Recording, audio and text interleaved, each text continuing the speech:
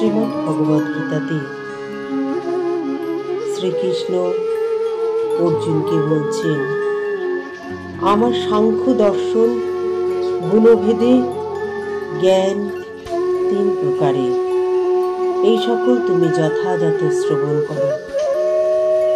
যেই জ্ঞানের সাহায্যে প্রাণী সর্বভূতে একই আত্মা দেখিয়া থাকে, সেই জ্ঞানকে সাত্ত্বিক জ্ঞান বলিয়া জানিবে।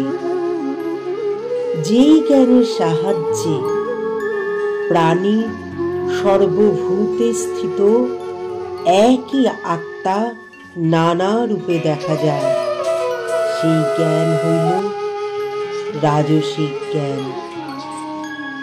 যে জ্ঞানের সাহায্যে যুক্তিহীন প্রমাণহীন প্রাণী স্থূল পদার্থের নিখিল তত্ত্ব আরোপ করিয়া ইহাতে আসক্ত হয়, সেই জ্ঞানকে তামসিক জ্ঞান বলে।